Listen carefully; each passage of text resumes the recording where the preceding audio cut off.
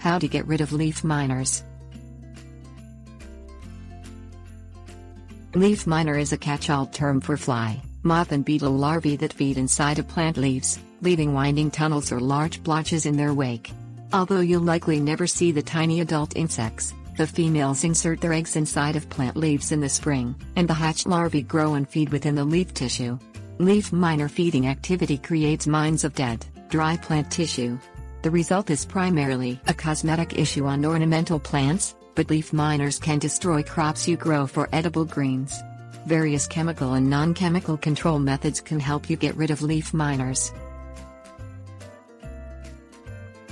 Non-chemical control methods.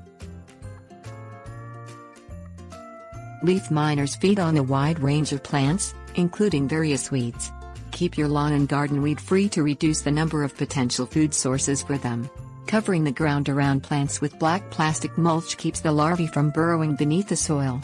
Placing lightweight, floating row covers helps keep egg-laying females from reaching your plants. However, don't drape row covers on areas where you experienced leaf miner populations the previous year. If you do, then the overwintering leaf miner pupae can become adults beneath the row covers, and you'll just trap them in there with a plentiful food source.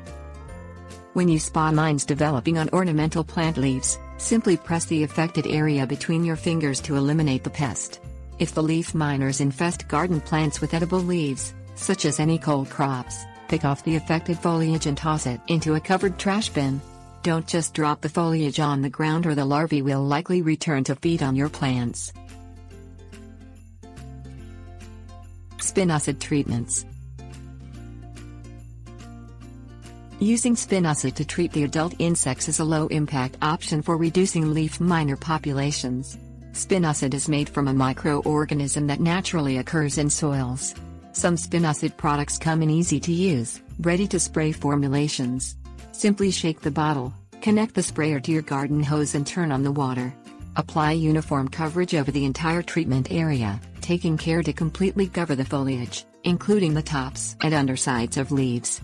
Repeat treatment every 4 to 7 days until the pests disappear, but don't use spinosad more than 10 times a year. Spinosad-based products won't affect most beneficial insects, but are highly toxic to bees for up to 3 hours following application.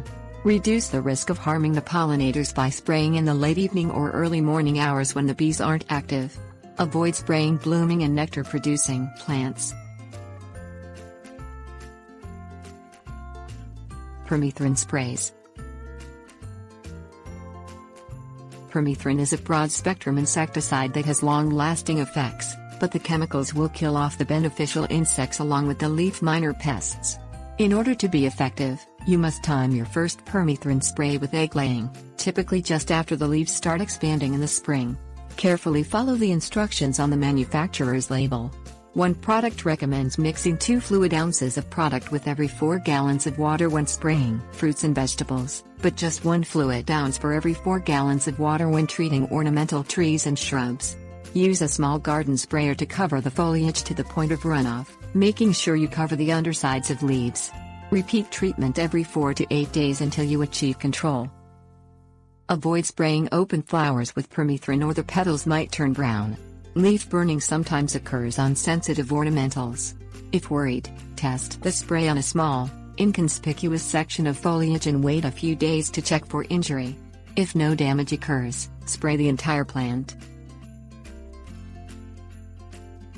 A few considerations. Spraying plants with pesticides can stop the adult females from laying eggs, but they won't do anything to the larvae already hiding inside of the mines.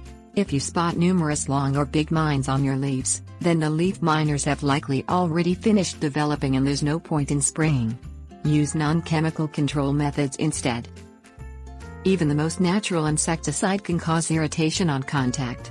Reduce your risk of exposure by putting on waterproof gloves, a face mask, goggles, long sleeves, long pants and shoes with socks when mixing or spraying an insecticide product. Carefully note the number of days you must wait from your last insecticide treatment until you can harvest crops safely. Call the pre-harvest interval. This time can range from 0 to 14 days when using spinosad or permethrin products on garden plants.